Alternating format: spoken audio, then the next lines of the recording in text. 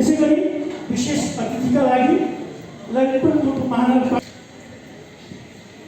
सन्त कुमार साक्यजीलाई, निर्मल रत्न साक्य ललितपुर महानगरपालिका वडा नम्बर 16 साक्य अगाडि आउँदै तिनजना साक्य अगाडि आइदिनु अनुरोध गर्न चाहन्छु। आशा रत्न साक्य, सन्त कुमार साक्य, महेन्द्र लाल महर्जन,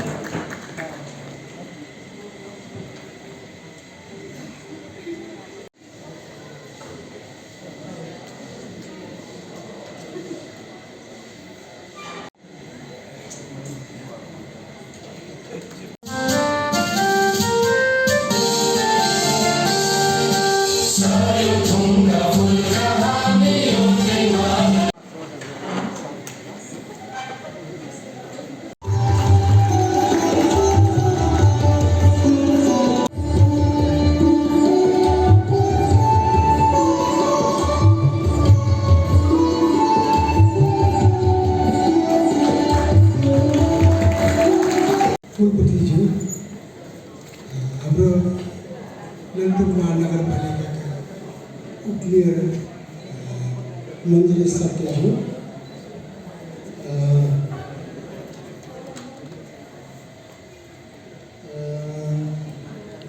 सबै आसनमा बस्नुभएका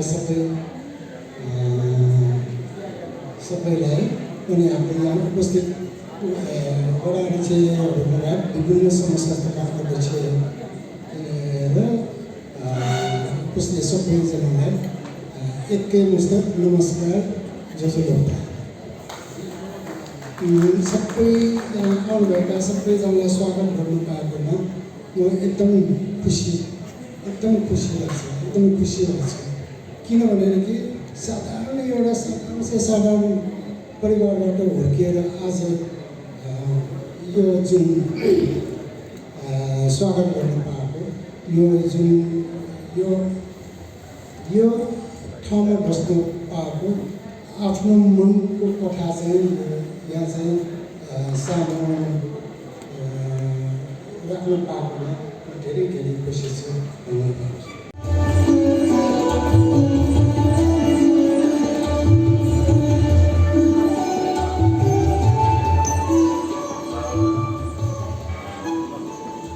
कलाकार अवालेज्यूलाई नै सोध्न चाहन्छु, म उहाँलाई नै सोध्न चाहन्छु।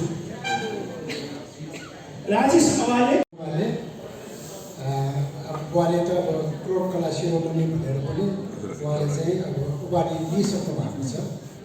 अनि अब बुवाको छोरा म भएँ, अब मेरो भाइहरू भयो, अझ मेरो अब छोरा छोरीहरू भयो, अझ आएर मेरो नातिले पनि अझ आइटी कम्प्युटर साइन्स पास गरेर पनि त्यो बच्चाले यो मूर्तिकलामा यति इन्ट्रेस्ट देखाएर त्यो अब बुवाको अब पनाटी भयो।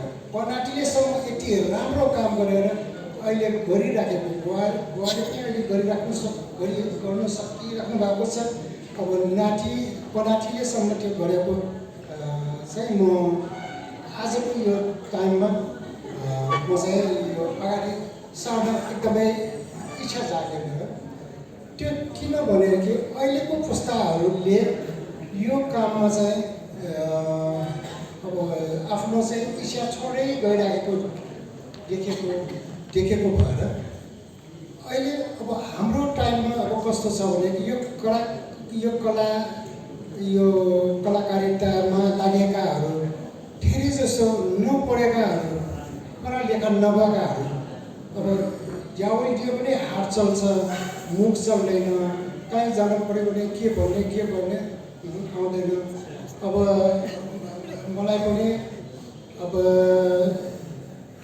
पढ्दा एसएलसी टाका बुवासँग मैले, बुवा मलाई 3 महिना बिदा दिइदिनुहोस्, म एसएलसी जाँदिनु छ, बुवा मलाई 3 महिना जाँदिनुको लागि बिदा दिनुहोस् भनेर बुवासँग टाइम माग्दाखेरि बुवाले के भन्नुभयो भने, बाबु तिमी 3 महिना बिदा लिएर यो एसएलसी चाहिँ पासै गर्न सकिन्छ, पासै हुन्छ बाबु भनेर सोध्नुभयो।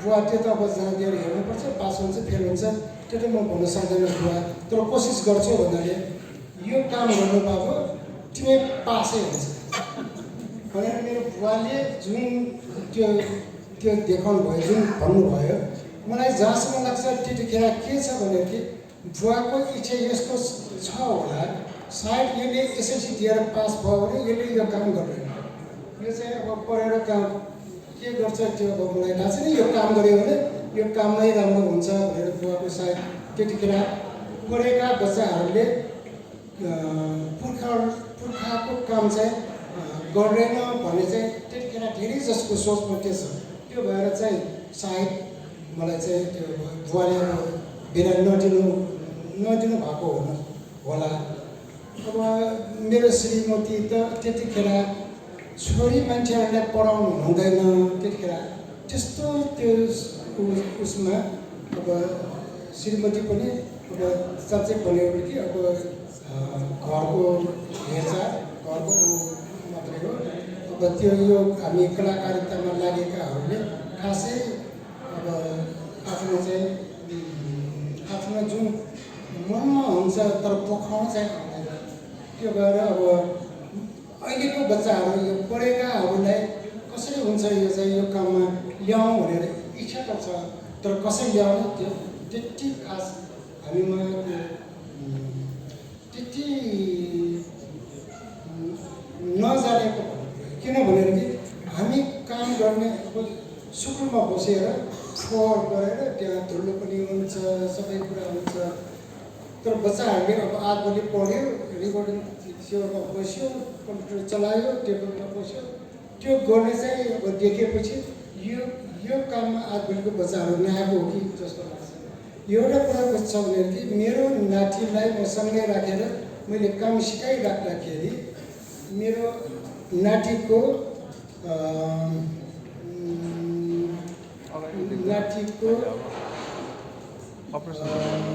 आमाको बहिनी सानीमा भन्छ सानी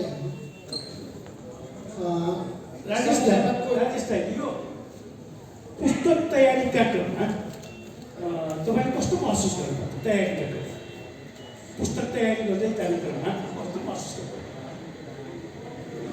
अब यो पुस्तक तयारी गरिरहँदाखेरि अब मेरो खासै एउटा यहाँ अत्यन्त जरुरी सूचना आयो गाडी नम्बर 4463 4462 नम्बरको गाडी एउटा चाहिँ त्यहाँ पार्किङबाट चाहिँ यसो सजिलो बनाइदिनु हुन अनुरोध आएको छ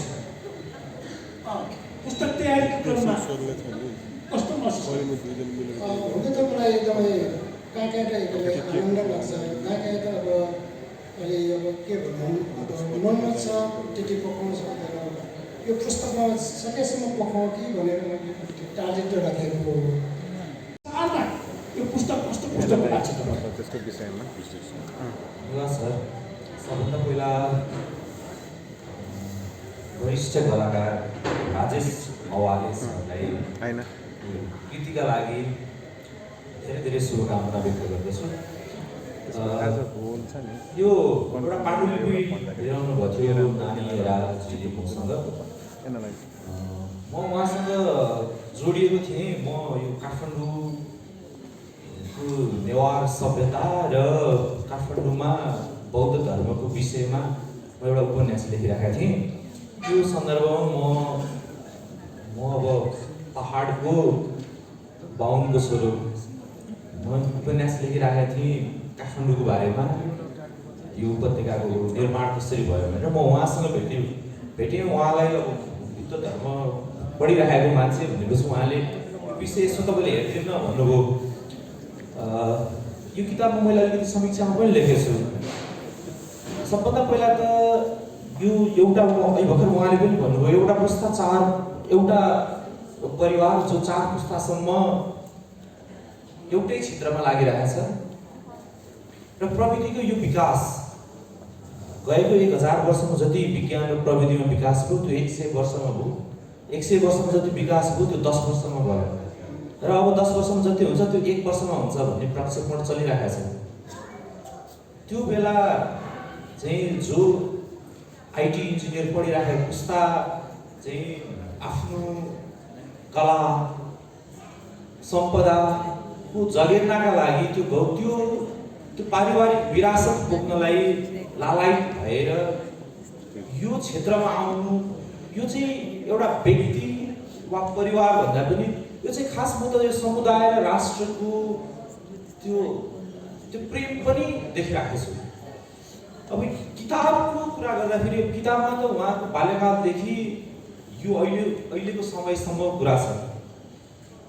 मैले धेरै कुरा यहाँ यो किताबमा यस्तो सुक्तिमय विचारहरू छन् कि सुक्ति अब यहाँ फेरि अब यो अलिकति मलाई के लागिरहेको छ परिवारका धेरै सदस्यहरू आउनु भएको छ। सुक्तिमय भनेको चाहिँ तपाईँ एउटा वाक्य जो चाहिँ त्यसले एउटा किताबको काम गर्छ हो त्यस्तो सुक्तिमय विचारहरू उहाँको यो किताबमा आइरहेको छ र उहाँले भर्खर म कति भन्न सक्छु 7-10 चाहिँ धातु मूर्तिकलामा बिताउनु भएको भनेको त्यो फिचर लेख्नुपर्ने मान्छे हुनुहुँदो रहेछ भन्नुहुन्थ्यो। तर अब एउटा मलाई गजब लागेको कुरा चाहिँ के हो भने काठमाडौँ जो चाहिँ सभ्यताको हिसाबले 17-18-1900 वर्ष 2000 वर्ष आसपास आइपुग्यो।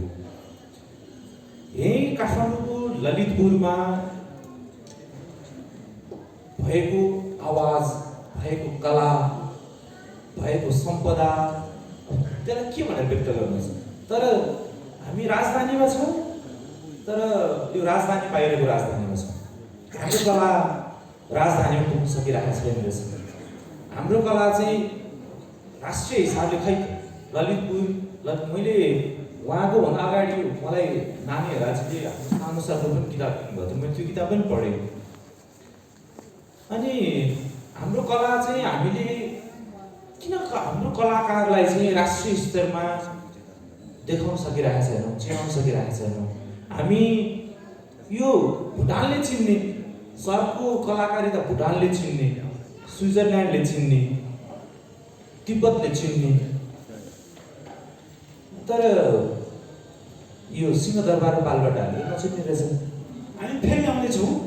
अब ललितपुर महानगरपालिकाका उपमेयर मञ्जली शाक्य बजाचार्यलाई सर्वप्रथम यस कार्यक्रममा सभाध्यक्षज्यू प्रमुख अतिथिज्यू र आजको मुख्य व्यक्तित्व राय समालीलाई लगायत अतिथिज्यू र सम्पूर्ण उपस्थित महानुभावलाई म धेरै धेरै नमस्कार जोजुमा भन्न चाहन्छु र प्रश्नको लागि धन्यवाद पनि छ। प्रश्न भन्दा पनि यो किताब चाहिँ किताब मात्रै होइन भन्न चाहन्छु। म चाहिँ यो चाहिँ एउटा जीवनी र किताबको रूपमा मात्रै अनुभवको रूपमा मात्रै नलिकन यो चाहिँ सिपको एउटा जीवन यसमा छ।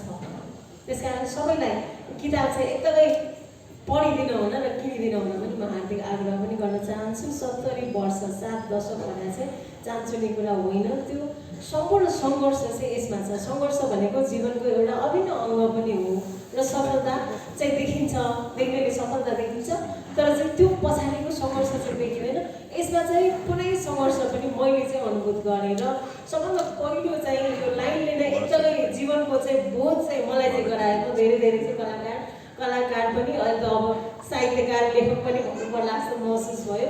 निरन्तर भनेर वायुले बहने धर्म नबिर्सिए जस्तै माटोले उब्जिने धर्म नबिर्सिए जस्तै जलले तरल हुने धर्म नबिर्सिए जस्तै अग्निले रात तापको धर्म नबिर्सिए जस्तै आकाशले जस्तै कलाकारको रूपमा विचार विस्तार र रचनात्मक धर्म नबिर्सिने कोसिसमा लागिरहे। साँच्चै नै जीवनको चाहिँ एउटा परिभाषा चाहिँ यो किताबको यो 2-3 हरफले नै दिन्छ।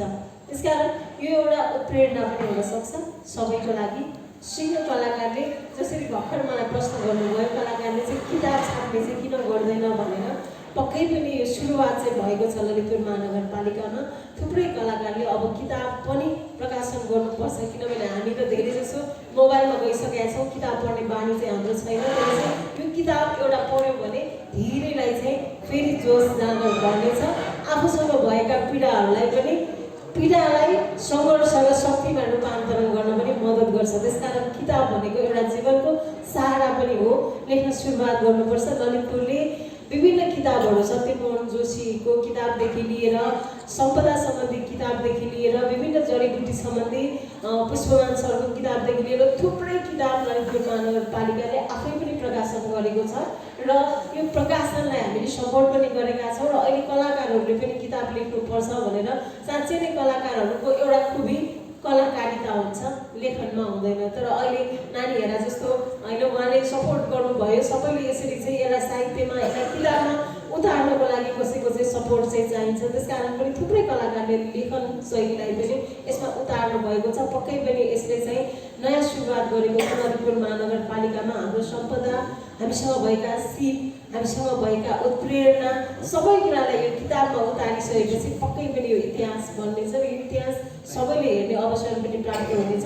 र ललितपुर महानगरपालिकाले नयाँ भवन उद्घाटन गरेको छ। त्यसमा हामीले लाइब्रेरी पनि एउटा व्यवस्थित खालको ललितपुरको सबै झल्किने चाहिँ लाइब्रेरी पनि हामीले त्यसमा बनाउँदैछौँ। त्यसकारण यो किताब पनि त्यो लाइब्रेरीमा रहनेछ र किताब लेख्नेहरूको लागि ललितपुर महानगरपालिका सबैले स्वागत पनि गर्न चाहन्छौँ र उहाँहरूलाई सहयोग चाहिन्छ भने हामी सहयोग पनि दिइरहेको पनि यहाँ यही कार्यक्रम मार्फत अवगत र जानकारी पनि गराउँदै सबभन्दा पहिला उहाँलाई धेरै धेरै बधाई भन्न चाहन्छु, शुभकामना पनि दिन चाहन्छु। प्रत्येक घरमा यो पुगोस्, प्रत्येकले यो सङ्घर्षको एउटा दर्शनको रूपमा निस्केको, यो प्रेरणाको स्रोतको रूपमा निस्केको यो किताबलाई चाहिँ अध्ययन गर्नु होला।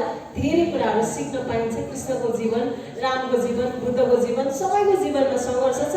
तर हामी चाहिँ त्यो सङ्घर्षलाई चाहिँ देख्न चाहँदैनौँ, एउटै पाटो सफलतालाई देख्छौँ, खुसीलाई मात्रै देख्न खोज्छौँ। जीवन भनेको दिन र रात जस्तै दुइटै कुरा हुन्छ, यसमा दुइटै कुरा छ। त्यसकारण यो किताब चाहिँ पक्कै पनि एकदमै राम्रो ऊर्जावान बन्छ, प्रेरणादायी बन्छ। ललितपुर महानगरपालिका सदा सहायता व्यक्त गर्न चाहन्छ र यो किताब ललितपुर महानगरपालिका पनि किनेर हाम्रो लाइब्रेरीमा पनि सबै वडामा पनि पठाउनेछु भन्ने कुरा पनि म चाहिँ प्रतिबद्धता पनि व्यक्त गर्न चाहन्छु। धन्यवाद।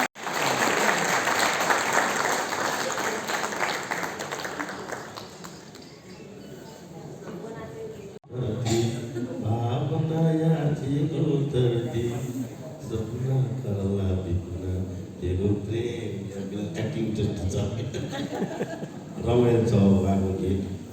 त्यो उहाँको उहाँसँग खेल्ने हिरो मृत्यु भइसक्यो। यस्तै यस्तै राजेशजीले यो किताब मैले चाहिँ किताब निकाल्दै 1 वर्षपछि नै उहाँले निकाल्नु भयो। एकदम राम्रो सोच हो। उहाँलाई हार्दिक बधाई, शुभकामना दिन चाहन्छु। उहाँको सबै परिवारमा खुसी पनि भयो होला किताब निकालेर। यस्तै हाम्रो साथीहरूलाई पनि यहाँ त हजुरले भन्नुभयो जस्तै सबै कलाकारहरू सबैले यस्तो किताब निकाल्नुपर्छ, मेरो विचारमा उहाँले जस्तै गर्नुपर्छ भन्ने उहाँलाई शुभकामना दिएर यति मात्रै हस्, धेरै धेरै धन्यवाद। राजेश सवालेको जीवनी बाल्यकालदेखि हेर्दै आउँदाखेरि चाहिँ सुरुमा उहाँको जीवनी चाहिँ जीवनका लागि कला थियो। जीवनका लागि कला भनेको पुर्ख्यौली पिसा माटोको थियो। अलिकति माटोको चराचुरुङ्गी बनाएर बेच्दा अलिकति पैसा आउँथ्यो। त्यहाँबाट जीवन सङ्घर्ष सुरु गर्नुभएको उहाँको अहिले चाहिँ त्यो जीवनका लागि कलाबाट उहाँ रूपान्तरण भएर कलाका लागि जीवन। अब राजेश सवाललाई खानका लागि, बच्चालाई के खुवाउँ भन्नका लागि अब एउटा मूर्ति बनाउनु पर्यो। अब उहाँको सिङ्गो जीवन कलामा समर्पित छ। अब उहाँबाट आउने पुस्ताले के सिक्ने? सबभन्दा पहिला त कला साधना, जेसुकै सफलता प्राप्तिका लागि पनि साधना जरुरी रहेछ भन्ने कुरा सिक्ने। त्योभन्दा पनि माथिल्लो तहमा गएर हेर्ने भने के चिन्नु लाग्छ पढ्छु भने सबभन्दा माथिल्लो तहमा गएर बुझ्ने भने यो किताब पढेर राजेश अवाले पढेर संस्कार सिक्ने। पछिल्लो समय हामीले जे बिर्सिरहेका छौँ, हाम्रो संस्कार, हाम्रो परिवार, हाम्रो परिवारको संरचना, पारिवारिक संरचना कस्तो थियो र त्यो समाजको संरचना कस्तो थियो।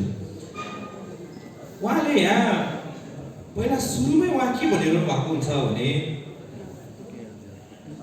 थापामा हजुरबाको सङ्घर्षको परिणाम स्वरूप आजको समयमा मैले हाम्रो खलको पहिचान सहित सार्थक जीवन जिउन पाएँ। उहाँ आफ्नो नाति भएर आफ्नो सुरुमा किताबको प्रारम्भमा हजुरबा सम्झिरहनु भएको छ। मैले जोड्न खोजेको संस्कार सिक्ने भन्ने कुरा यो। यहाँ त मान्छेले आफू बनेपछि आफ्ना पश्चापहरू बिर्सिराखेका छन्। मैले कहाँ टेकेर आएको थिएँ भन्ने बिर्सिराखेका छन्। मेरो धरातल के हो भन्ने कुरा बिर्सिराखेका छन्। र मान्छेले के सम्झिरहेका छन् भने आफूले प्राप्त गरेको सफलता र त्यो वैभव। त्यो सफलता र वैभव त क्षणिक होला, त्यो पहिचान त त्यो पारिवारिक त्यो विरासत मलाई थाहा छैन स्वर्ग र नर्क, तर उहाँको त्यति छ भने त उहाँको हजुरबुवा जसले उहाँलाई पहिलोचोटि कलाकारिताको कखरा सिकाउनु भयो माटोमा खेल्न, सबभन्दा बढी खुसी त उहाँ नै हुनुहुन्छ होला। यो संस्कार चाहिँ तपाईँले म कुनै किताबमा पढ्छु भनेर पढिँदैन, तपाईँ म कन्ठ गर्छु मैले पिएचडी गरेँ भनेर संस्कार आउने कुरा हो। यो संस्कार चाहिँ वंशज हुनुपर्छ। प्रतिभा दुई किसिमका हुन्छन्, एउटा जन्मजात जसलाई हामी बाइ बर्थ पनि भन्न सक्छौँ, अर्को आर्जित। अब यो किताबको अन्तिमतिर आइपुगेको छु। मैले यहाँ धेरै ठाउँमा चिन्ह लगाइरहेको छु। जीवनका केही कारणवश जीवनमा केही कारणवश मन उथल भयो भने वा अशान्त भयो भने म बालाई सम्झिन्छु। उहाँ किताब प्रारम्भमा हजुरबुवा सम्झिरहनु भएको छ। त्यो उहाँको प्रसङ्गवश आएको सम्झना हो। यहाँ कसैलाई देखाउँछु भनेर फलानुलाई समर्पण हजुरबालाई भनेर उहाँले त्यो कुनै नाटकीयता प्रदर्शन गर्नुभएको छैन र अन्तिममा बालाई सम्झिरहनु भएको छ। दुःख पर्दाखेरि त्यो पनि त कसैलाई स्पष्टीकरण दिन गरिएको छैन। त्यस कारणले यो किताब पढ्दै जाँदाखेरि मलाई लागेको कुरा चाहिँ उहाँ मूर्ति बनाउनु भयो। पहिला सुरुमा मैले अघि नै भने जीवन सङ्घर्षका लागि बाँच्नका लागि, पछि मूर्ति बनाउनु भयो। त्यो कलाकारिता, त्यो गौरव, त्यो प्रतिष्ठा, यो त उहाँको कलाकारिता त यहाँबाट तिब्बत पनि पुगेको छ, स्विजरल्यान्ड पनि पुगेको छ। अब यो किताबले पढ्दै जाँदाखेरि चाहिँ तपाईँलाई कुनै प्रसिद्ध लेखकको महाकाव्य पढिरहेको छु कि भने जस्तो पनि लाग्दैछ कहिलेकाहीँ। एउटा यो पेज नम्बर 95 मा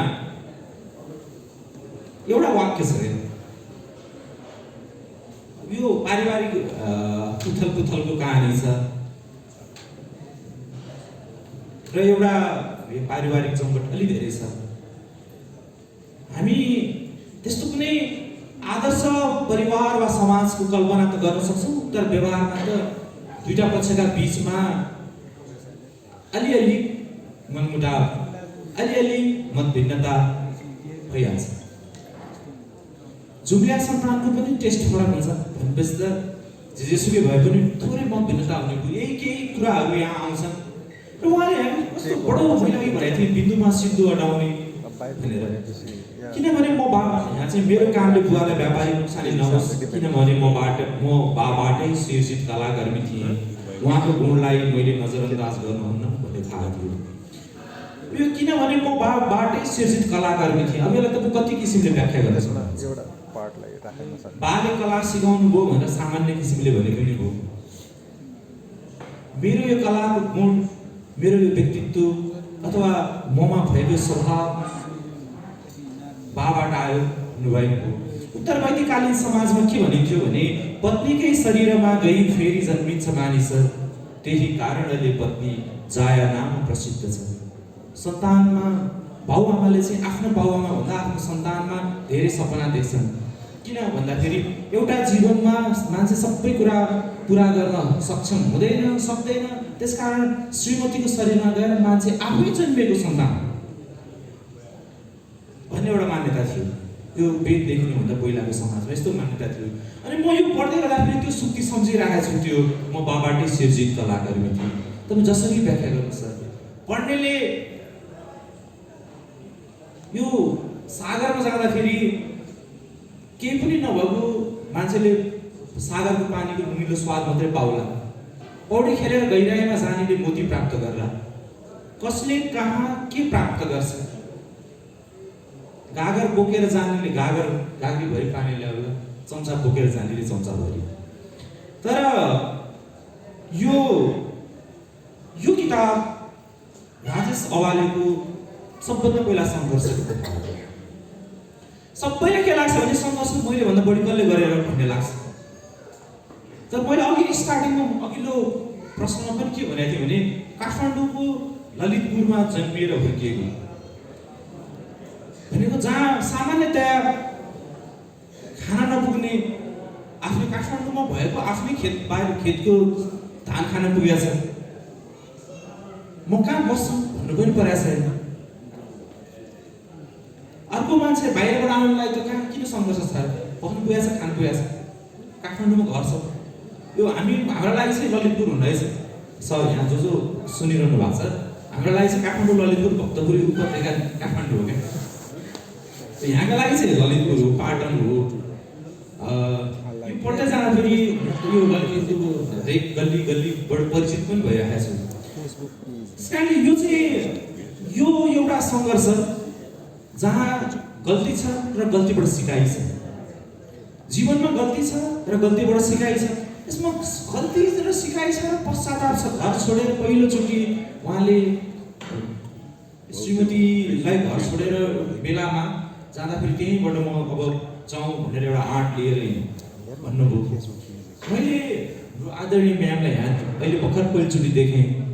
म त्यो स्मृति लिएर यो किताब पहिलो पाण्डुलिपि पढिरहेको थिएँ कि एकजना बाबुको छत्र छायामा हुर्किरहेको नवजवान पहिलोचोटि घर छोडेर हिँड्ने त्यो साहस, त्यो उहाँको तर्फबाट हेर्दा साहस होला, उहाँको बाबाको तर्फबाट हेर्दा त्यो साहस होला। फेरि हाम्रो त 80 वर्षको बाउले 60 वर्षको छोरालाई पानी पर्न लाग्छ छाता बोकेर जा भित्तास विचार गरे भन्ने समाज हो।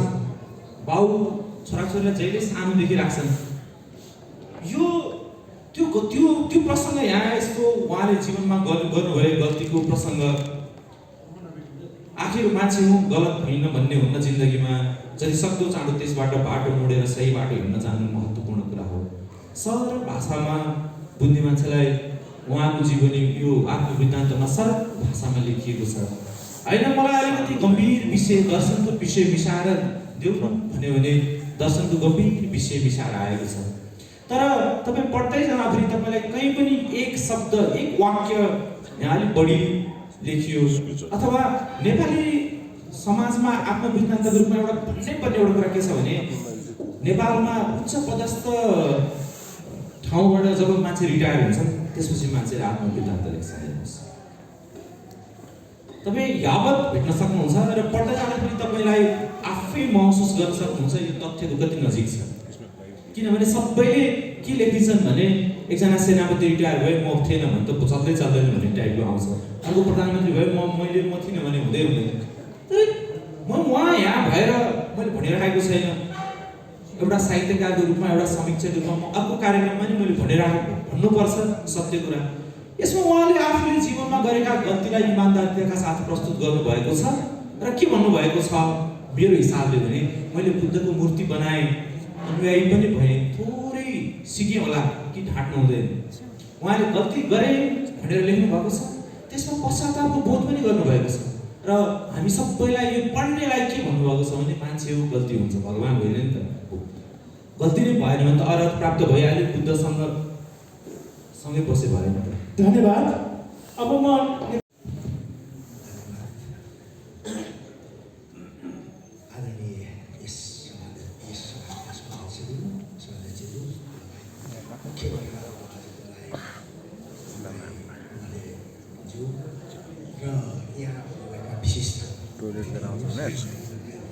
यो पुस्तकको समीक्षा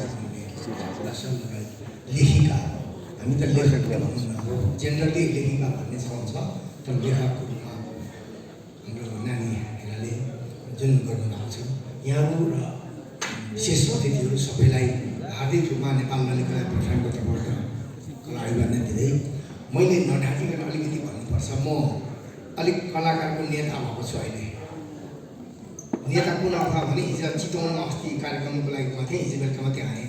मैले यो किताबलाई टाउको मात्रै हेर्न पाएँ र एक दुईजना साथीहरूसँग छलफल गरेँ, हाम्रो दाईहरूसँग, हाम्रो धर्मराज साक्य प्राज्ञज्यूसँग र हाम्रो अर्को राकेश ज्यूसँग चाहिँ यसो अन्तर्क्रियाहरू गरेँ। तर किताबमा चाहिँ मैले अहिले आएर मात्रै हो सरलाई हेर्न पाएँ। त्यस कारणले मैले अलिक वस्तुवादी रूपमा यो विश्लेषण गर्न भन्न सक्दिनँ र अलिक चम्किनु खोजेको कारण मैले नेता भन्नु खोजेको त्यो अर्थले हो। अलिकति कहिलेकाहीँ यो विषयवस्तुको गम्भीरता र प्रस्तुतिमा अहिले यहाँहरूले प्रस्तुत गर्नुभएको अरूबाट आएको कुरा पनि मैले संक्षिप्तमा जोडेर भन्नुपर्दा किताबको व्यक्तित्व र कृतित्वमा स्व-अस्तित्व जोड्न खोज्नु भएको छ जहाँसम्म। र अलिकति म सैद्धान्तिक कुरा पनि गर्छु। तर अहिले पछिल्लो क्रममा म यहाँलाई यसो भन्नुला यही प्रश्नको उत्तरमा चाहिँ मैले देखेको यो किताब एउटा अभिलेखीकरणको रूपमा एउटा राम्रो सिक्वेन्समा आएको छ। तपाईँ शान्त दाईको जुन अगाडि सुरु भयो त्यसपछि उहाँहरूको आयो, हाम्रो कालमन सरको ऐतिहासिक विरासत त छँदैछ, त्यसमाथि अरू सन्दर्भमा पनि एउटा प्रेरणाको रूपमा यो आर्टिकलहरू आएको छ। जहाँसम्म लेखकको अलिकति लेखकीय रूपमा अनुसन्धानको रूपले चाहिँ हामी अङ्ग्रेजीमा इटिक र इपिक भन्छौँ। इपिक एप्रोचबाट धेरै आएको छ। इटिक एप्रोचबाट क्रस गरेर सेन्टेन्स निकाल्नु चाहिँ बाँकी हुन्छ। यो किताबमा मैले सरल भूमिका हेर्दा र अलिकति केही कुरा हेर्दा उहाँहरूको भाषाहरू र लेख्ने पद्धतिको रिसर्च मेथोडोलोजीको प्रोसिड्युरको कुरा गर्दा चाहिँ यो हामीले फर्स्ट प्राइमरी डाटा लिएका छौँ र यसको एनालाइसिस चाहिँ फेरि समाजलाई दिएको हुनाले मैले पनि फेरि यो इजिक एप्रोचबाट भन्दाखेरि सेन्थेसिस गर्नुपर्ने हुन्छ र तपाईँ हाम्रो पनि अझै यो फ्लोरमा आयो। अब चाहिँ अन्तिममा सेन्थेसिस भएर आउला। तर सुरुको डाटाबेस रूपमा आएको कुरा चाहिँ प्राइमरी डाटाको रूपमा उहाँले जुन अभिव्यक्त गर्नुभएको छ जीवनीको रूपमा व्यष्टिमा समष्टि ल्याउनको लागि र स्व-अस्तित्वको सँगसँगै व्यक्तित्वको र कृतित्वको रूपमा ल्याउनको लागि चाहिँ कृतित्वमा आएको छ।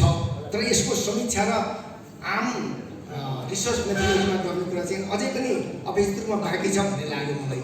त्यो कुरा चाहिँ हामीले अब पनि डिस्कोर्सको रूपमा लगेर पुनः फेरि यसलाई अब चाहिँ सार्वजनिकरण भयो, सामाजिकरण रूपमा आएको छ। अब सजिलो रूपमा हामीले एकाडेमिक रूपले पनि र हाम्रो संस्थाकरण गरेर पनि अघि मैले समष्टि व्यक्तिमा समष्टिकरण गरेर अब हामीले एकाडेमिसियनको रूपले पनि उहाँलाई हामीले स्थापित गर्नुपर्छ। त्यो कुरामा एकाडेमीले पनि अब रिसर्च गर्छ र यो राम्रो हाम्रो रिसर्चको मेथोडोलोजीको लागि डाटाबेस सेकेन्डरी डाटा हाम्रो लागि भएको छ र सेकेन्डरीबाट as well as primary data पनि भएको छ। उहाँले आफ्नो कुरो स्वत भन्नुभएको कुरालाई उहाँहरूले जिस्टको रूपमा सिधै लेख्नु भएकोले एकाडेमीले अब पछिल्लो कालमा यो बारेमा पनि रिभिजन राखेर रिसर्च गर्नलाई आधार भएको छ। यो अरूको लागि पनि धेरै आधार हुन्छ भन्ने मलाई लागेको छ। धन्यवाद। धन्यवाद। म अब राकेश अगाडिजी लेखकजीलाई सोध्न चाहन्छु, मुख्य पात्रलाई। उहाँ उपकुलपतिजीको कुरा सुनिहाल्नुभयो तपाईँले। तपाईँले यो पुस्तक प्रकाशित गरेर अब त्यो भावी पुस्तालाई उहाँले भन्नुभएको छ है, भावी पुस्तालाई सही किसिमले मार्गदर्शन हुने किसिमले तपाईँले समाजलाई जुन अर्पण गर्नुपर्ने हो सही काम गरे र जे मैले मबाट जे हुन सक्थ्यो गरेँ जस्तो लाग्यो। धन्यवाद। मलाई यो किताबले मैले अघि भनिसकेको छु, म एसएलसीसम्म पनि पास गर्न नसकेको दिमागले मैले भोगेको, मैले अनुभव गरेको, मैले अब मेरो अब ढुकुसको गरेर मैले अब खास त भन्ने हो भनेर कि यो मेरो पेटको सवालमै यो सुरु गरेर आज यो हाम्रो हामी यो जनसङ्ख्या त्यो धुवा धुलो जस्तो गरेर भए पनि हामीले यो चाहिँ यो आजको यो ठाउँसम्म यो मूर्तिकलालाई अरू क्षेत्रमा त अब मलाई त्यति आउँदैन। यो ढाकु मूर्तिकलालाई चाहिँ यहाँसम्म ल्याएको भनेको अघि भने जस्तै 6-7 जना कलाकारहरूले सिर्जना गर्नुभएको आज झन्डै अब हाम्रो यो ललितपुरमा त यो झ्याप्पो बस्तीमा पुरानो बस्तीहरूमा मलाई जहाँसम्म लाग्छ अझै त्योभन्दा बाहिरसम्म पनि 50% भन्दा पनि अब भोरीले यो कार्यमा लागिसकेको जस्तो लाग्छ। तैपनि मलाई जहाँसम्म लाग्छ हामी जसै जानुपर्ने हो त्यो जानु नजानेर हो कि किन पढालेखा नभएकाहरूले नि यो सुरु गरेर आएको अहिले आएर अलि अब भनौँ कि पहिला यति पनि भन्न आउँदैन, अब भन्न अलिअलि अब जाने जस्तो आउँछ। अबको पुस्ताहरूलाई चाहिँ टार्गेट राखेर मैले अहिले नेपाल आर्ट भिलेज भनेर जुन मतलब कल्पना गरेँ त्यो चाहिँ अहिलेको पुस्तालाई चाहिँ एकदमै सुहाउने किसिमले लाने भनेर चाहिँ त्यो सुरुवात गरेँ। तर भन्ने सजिलो, गर्ने एकदमै गाह्रो। त्यो चाहिँ सुरु त भयो, तर एक दिन न एक दिन राम्रो काम, राम्रो इच्छा राख्नुपर्छ। भगवान्ले त अवश्य पनि हात राख्नुहुन्छ भनेर म विश्वास हस्तान्तरण गर्दै आज यो ठाउँमा त ल्याएँ।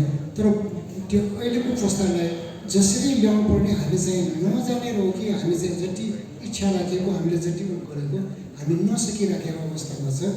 एक दिन न एक दिन अब बिस्तारै चाहिँ यो ठाउँमा आउँछ भनेर म विश्वास गर्छु। धन्यवाद। अब म समीक्षक शैलेन्द्र अधिकारीज्यूलाई। धन्यवाद सर। सबभन्दा पहिला त नानीजीले स्वास्थ्य लाभको कामना। जसले सुनिरहनु भएको छ उहाँले यो अलिक धेरै बोल्यो भन्ने लागिरहेको, मैले अघि नैदेखि उहाँले बोल्न मिलेन, उहाँले भन्ने कुरा म अलिकति मिसाएर भनिदिन्छु भनेर पनि मैले अलिकति बढी समय लिएँ। अब राजेश सरलाई नानीजीले जति चिन्नु भएको छ, मैले त त्यसको प्रतिशत पनि चिनेको छैन। मैले जति चिनेछु यो किताब पढेर चिनेको छु। र मैले अघि पनि भने मान्छे यो यहाँ एउटा उहाँले एउटा सुक्तिमा लेख्नु भएको छ यहाँ, पञ्चतत्त्वमै विलीन हुने हामी सत्व प्राणीको अनित्य जीवन, जीवनको अन्तिम गन्तव्य आखिर माटो रहेछ, माटो र जीवनको कस्तो पारस्परिक सम्बन्ध। दर्शनले पनि त्यही भन्छ हैन, मानवीय यो भौतिक शरीर, पृथ्वी, जल, तेज, वायु र आकाश यसले बनेको शरीर यही पञ्चतत्त्वमै विलीन भएर जान्छ। जो जहाँ जस्तोसुकै पारिवारिक विरासत लिएर आए पनि मान्छेले गर्ने सङ्घर्ष उसको निजी हो। सफलतामा हिस्सेदारी खोज्न आउने र खोजिनेहरू धेरै होला, तर सङ्घर्ष त व्यक्तिको आफ्नो हो, नितान्त आफ्नो, जबसम्म सफलता प्राप्त हुँदैन। त्यो जुनसुकै पारिवारिक विरासत किन नहोस्।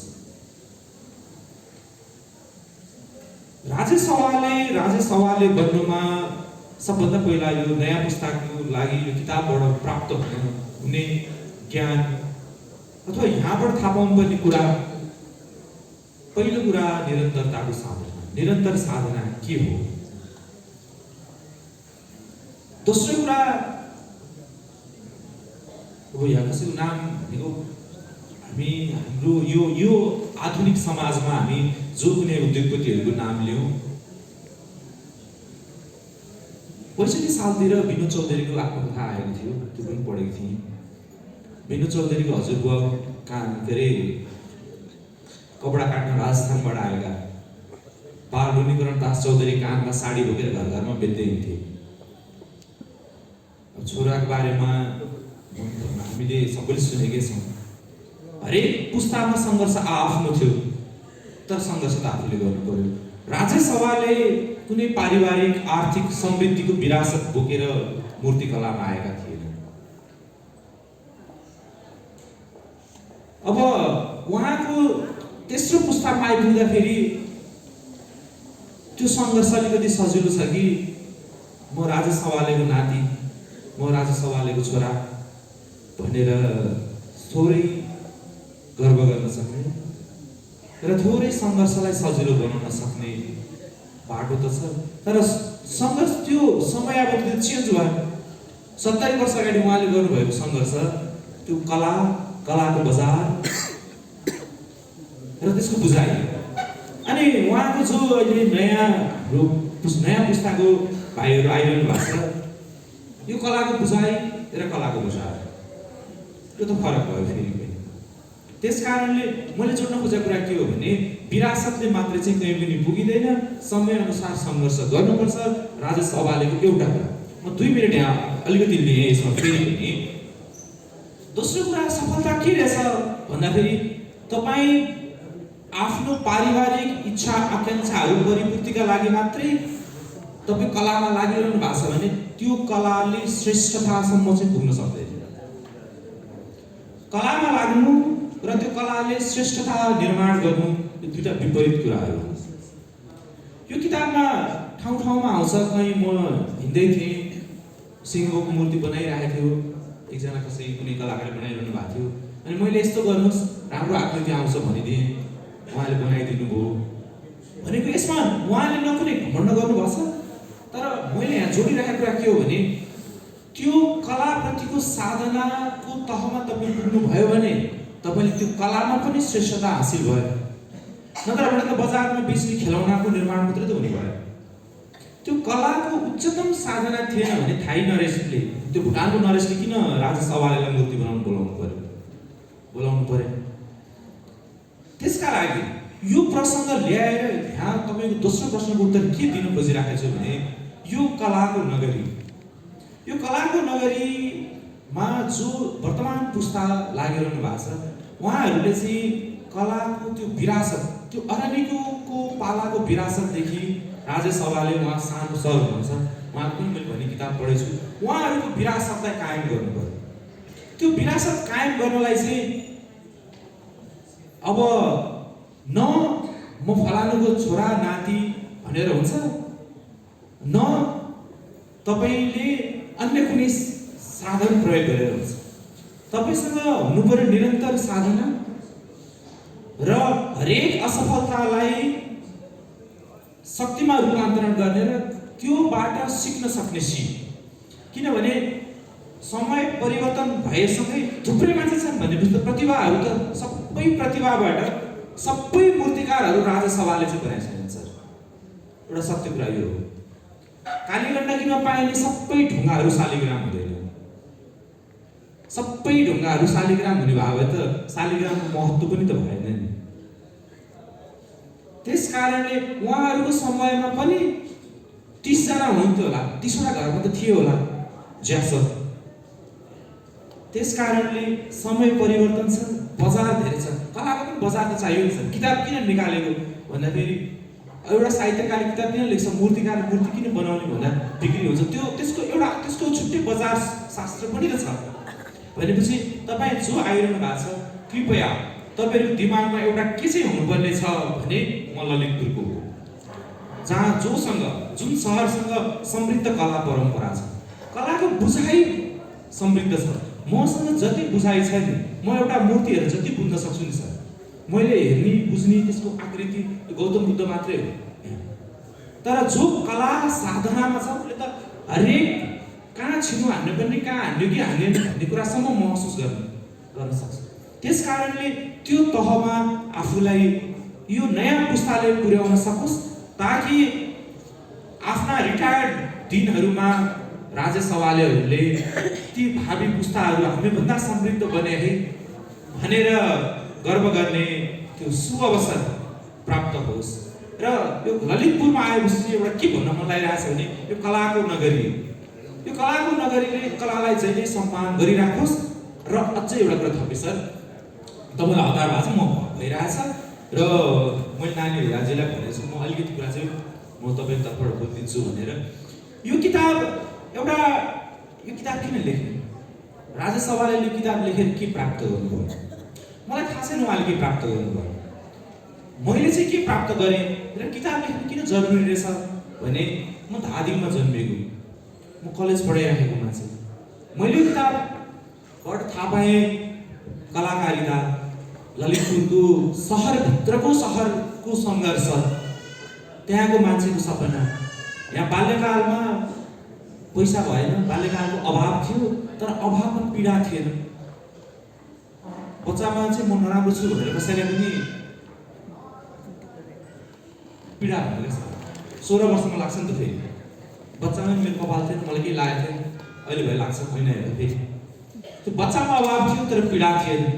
यो सहरभित्रको सहरको कथा यो किताबमा लेखिएको थिएन भने राजसभाको जिन्दगी राजसभाले छौन्जेलसम्म अब फलानु मूर्तिको तल कतिपय मूर्तिको ठुला मूर्तिको तल शिलालेखमा राखिएकोसम्म हुने थियो। किताबमा आएपछि 10,000ले पढ्यो भने 5,000ले पढ्यो भने ती 5,000 का मनमा त्यो मूर्तिकारको छवि अब म स्वयं जाँदा फेरि हेरिदिन सक्छु कि अब म मूर्ति मात्रै हेर्थेँ भने कसले निर्माण गर्यो होला, मैले किताब पढेपछि कसले निर्माण गर्यो होला, यो कुनै राजसभाले जस्तै मान्छेले निर्माण गर्यो होला, त्यो स्मृति बिम्ब आउने रहेछ। त्यसकारण जो जहाँ जहाँ सफलता प्राप्त गर्नुभएको छ, सफलता असफलता सबैसँग कथा छ, लेख्ने कसले भन्ने मात्रै हो सर। त्यसकारण यो किताबको रूपमा आउँदाखेरि चाहिँ यसले भावी पुस्तालाई यो कलाप्रतिको यो बुझाइलाई गहिरो तहमा बुझाउन मद्दत गर्छ। त्यसकारण जो मैले पनि लेख्नु यो त कलामा लाग्ने सबैका लागि प्रेरणा हो नि त।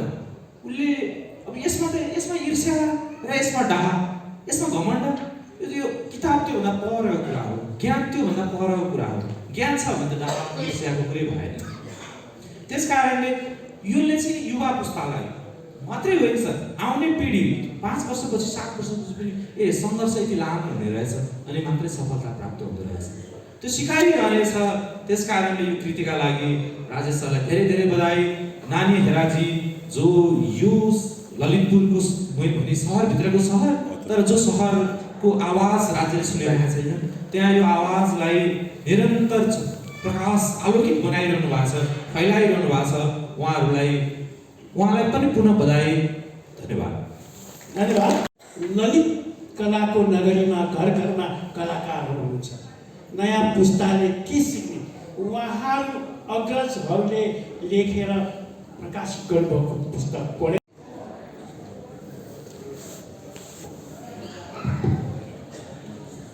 मैले सम्पूर्ण दोहोऱ्याइन, तर हाम्रो कार्यक्रमको प्रस्तुता तथा मोडरेटर सर र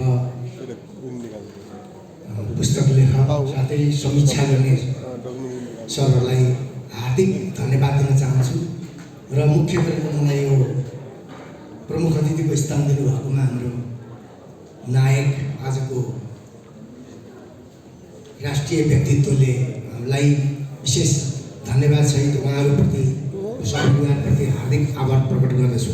र मैले यतिवटा बुँदा टिपेको छु सजिलोको लागि, बा धेरै गफाइहाल्छु भनेर समय पनि टाइम छ। फेरि मैले तुरुन्तै 4 बजेको राष्ट्रिय नाचगानमा अर्को पनि त्यहाँ प्रमुख अतिथिकै रूपमा एउटा आफ्नो एङ्गलबाट यहाँहरूसँग राख्नेछु। र म आफै पनि समसामयिक मूर्तिकलाको कलाकारै हो, भर्खर लागिरहेको छु विद्यार्थीको रूपमा।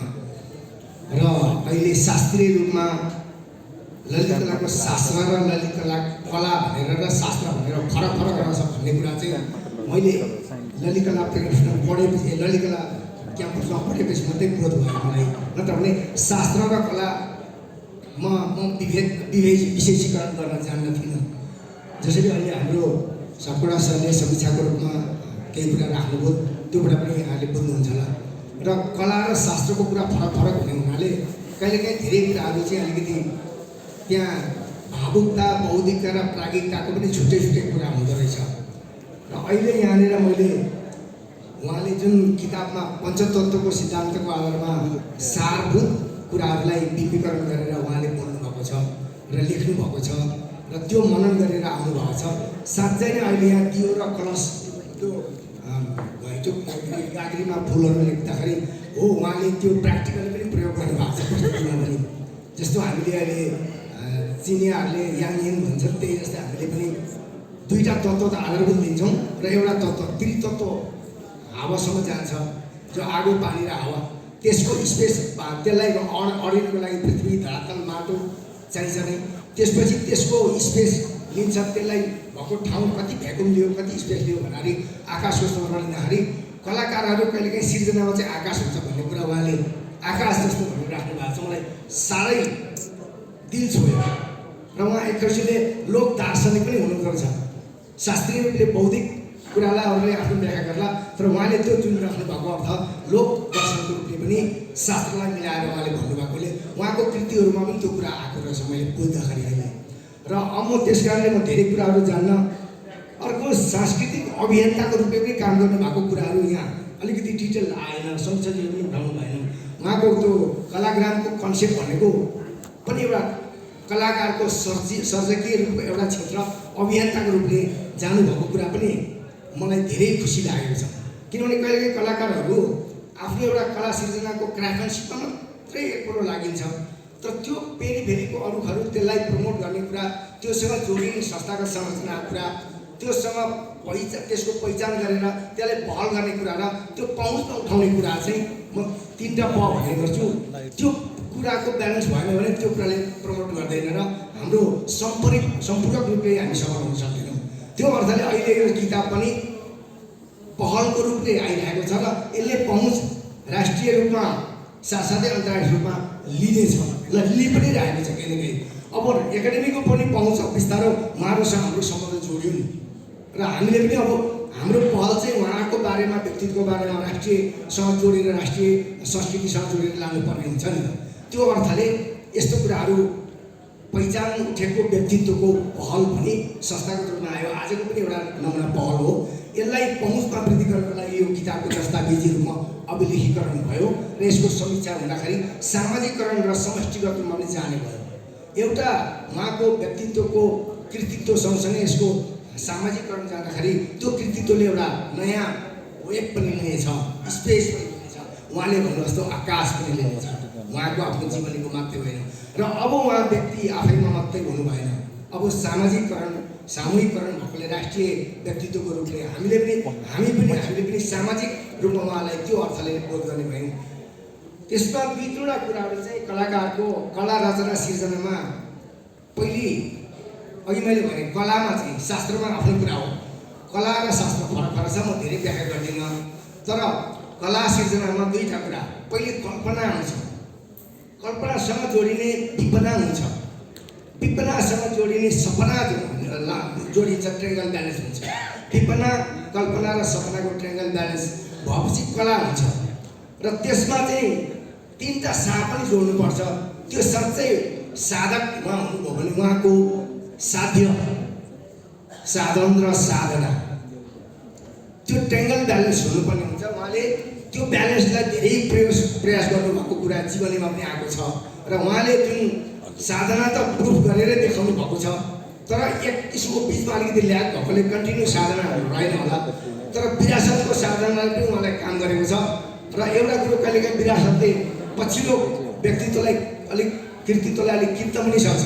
अझै पनि हाम्रो के अरे क्रोध शिरोमणिको पर्सनालिटी व्यक्तित्वले उहाँलाई अझै पनि कता कता पुस्ताको उसले विरासत दिए तापनि, जग दिए तापनि फेरि त्योभन्दा माथि उठ्नको लागि उहाँको सङ्घर्ष र त्यो नयाँ मोडेलमा फेरि अर्को खाले शिरोमणि हुनको लागि उहाँले प्रयास गर्नुपर्ने कुरा चाहिँ अब बाँकी अवधिमा माग गर्छ। त्यो कुरालाई धेरै गाह्रो चाहिँ कहिलेकाहीँ ठुलो मान्छेको छोराछोरी हुनु त्यो अर्थमा कि पहिलो व्यक्तित्वले खिच्ने हुनाले पछिलाई धेरै अझै सङ्घर्ष पनि पर्छ। एकखाले सजिलो हुन्छ, एकखाले सङ्घर्ष। त्यो अर्थमा उहाँको साधना अझै कल्पना पनि कुरामा अलिकति बढाएर यो क्लासिकल रूपमा शास्त्रको रूपले लगायत कलाको रूपले पनि जोडेर अझै जानको लागि चाहिँ अपेक्षा गर्नुपर्ने हुन्छ र यो कुराको निश्चितै उहाँले बुझिहाल्नुहुन्छ र म अरू धेरै व्याख्या गर्दिनँ। अर्को 3टा कुरा चाहिँ जोडिन्छ फेरि म 3टै मेरो थ्योरी चाहिँ एउटा 3टा भन्ने गर्छु, 3 आयामिक थ्योरी। प्रकृति, प्रविधि र संस्कृति। यो प्रकृति कन्टेन्टको रूपले हामी अङ्ग्रेजीमा चाहिँ कन्टेन्ट अनि क्राफ्टम्यानसिप अनि क्रिएसन भन्छौँ, CCC। कन्टेन्टमा कन्सेप्टको कुरा पनि थपेर मात्रै क्रिएसन भन्छ। कन्टेन्ट मात्रै राख्यो भने त्यो प्रकृति मात्रै हुने हो, अथवा केही पनि हुने भएन, एउटा सामान्य वस्तु मात्रै हुने हो। तर वस्तुलाई क्राफ्टम्यानसिप जोडेर कन्सेप्चुअल रूपले टुल्स एन्ड टेक्निक जोडेर, हामी अङ्ग्रेजीमा टुल्स टेक्निक भन्छौँ, माफ गर्नु होला, टुल्स टेक्निक अथवा प्रविधिको बिचमा तरिका र वस्तुहरू साधनहरू जोडेर अनि साधना गर्दाखेरि जो अहिले हामी कलाकारहरूले विभिन्न अथवा राजनीतिकर्मी अथवा जोसुकै व्यक्तिले पनि साधना आफ्नो आफ्नो क्षेत्रमा हुन्छ, त्यो कुरो गरेर अनि साध्यको आफ्नो तय गरेको साध्य के त, के बनाउनु खोजेको, के गर्न खोजेको, के कसरी गर्ने भन्ने कुराको प्रोसेस ट्रेङ्गल ब्यालेन्स हुन्छ। त्यसैमा भोग, लोक, कुरा शोक। तर शास्त्रीय रूपले भन्यो चाहिँ पहिले भोक आउँछ, हाम्रो सबैको रोजगारीको कुरो, बचाइको कुरो, घाँस बाँस कपासको कुरो। तर घाँस बाँस कपासको र बचाइको कुरो त धेरै मान्छेले गर्छन्।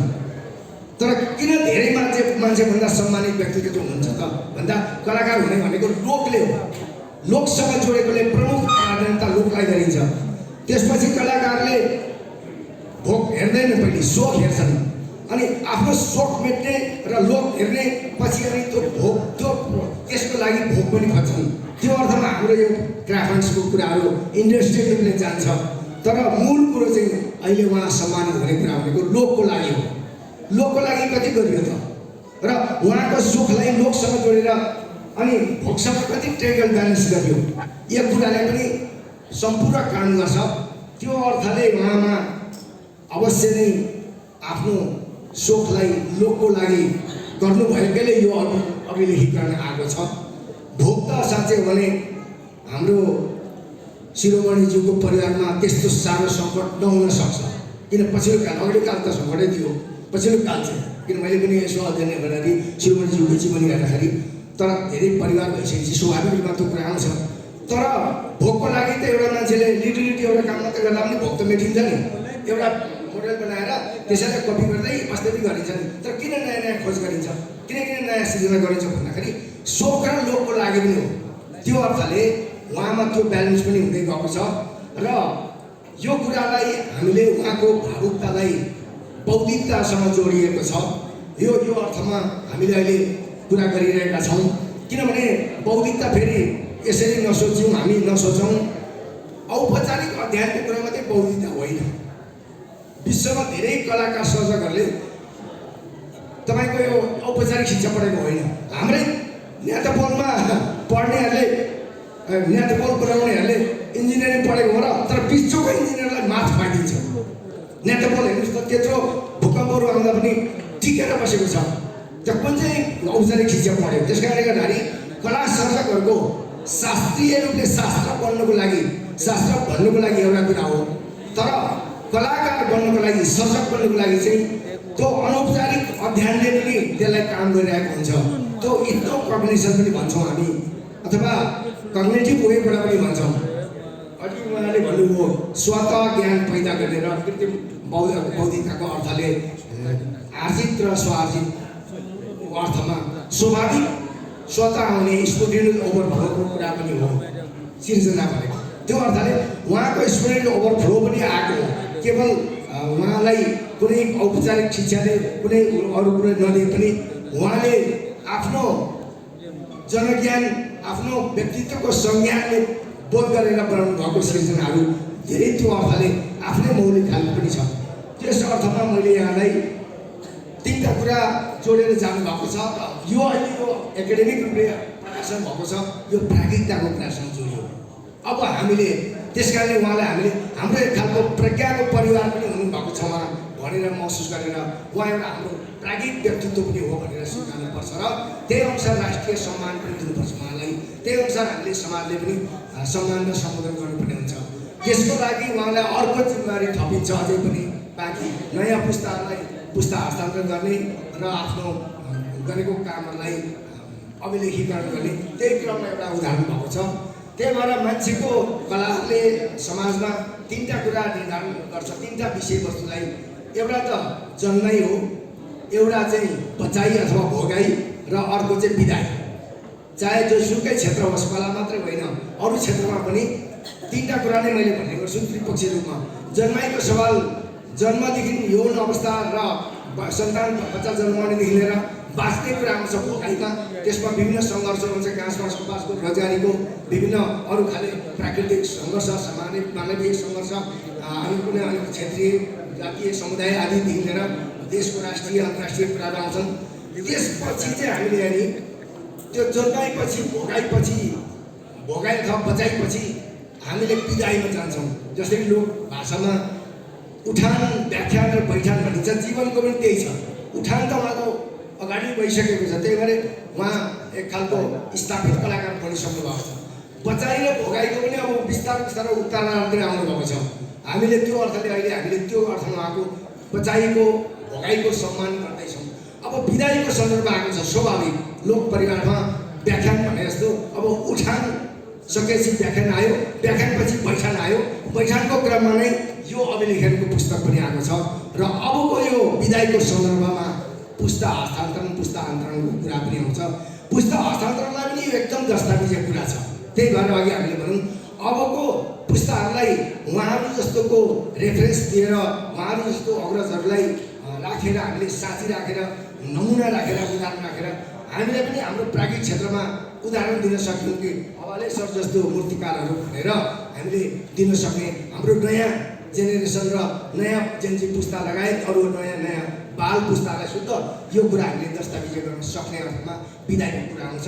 त्यो अर्थले हामीले हार्दिक रूपमा उहाँलाई अब बधाई सापेक्षित रूपमा अहिलेसम्म आउनुभएको कामहरूको बधाई र अझै पनि उहाँले अझै पनि केही त गर्दै हुनुहुन्छ जो फिजिकल रूपमा डाइरेक्ट कति कुराहरू नगर्नु भए पनि मेन्टली र सृजनात्मक रूपले उहाँको प्राज्ञिक ज्ञान पुस्तालाई दिने कुरा पनि ठुलो कुरा हो। त्यो कुरा पनि सँगसँगै छ र यसको लागि उहाँलाई हार्दिक रूपमा शुभकामना पनि र यो कार्यक्रम यत्रो आयोजना गरेर व्यक्तित्वलाई व्यष्टिलाई समष्टिमा जोडेर यहाँले राष्ट्रिय रूपमा चाहिँ यो एउटा ललितपुरको ललित कलाको पुर एउटा क्षेत्र र विशेष सिम्बोल र सिन साँच्चै भन्यो भने हाम्रो नेपालको ललितपुर भनेको त कलाको सबभन्दा श्री हो।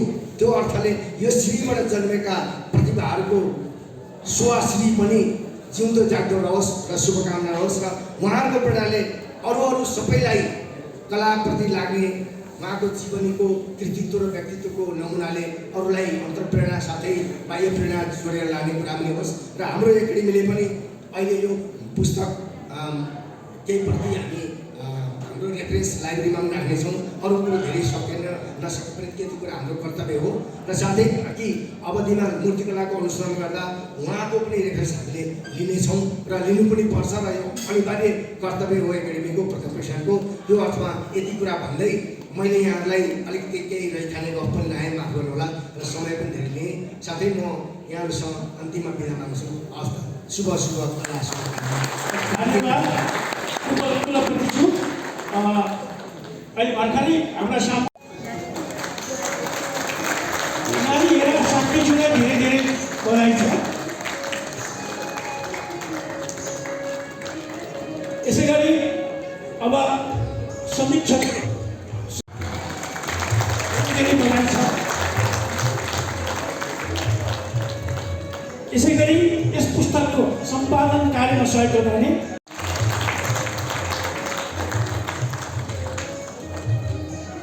धन्यवाद।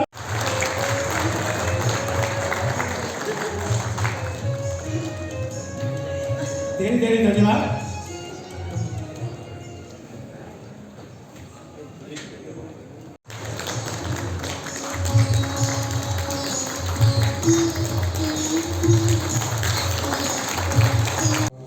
ललितपुर महानगरपालिकाका उमेरज्यू उहाँ कार्य व्यस्तले उहाँ चाहिँ जानुभयो र सबै अमूल्य टाइम दिएर यो प्रोग्रामलाई सम्पन्न गरिदिनु भएकोमा सबै उपस्थितलाई मुडी मुडीमा धन्यवाद दिँदै धन्यवाद।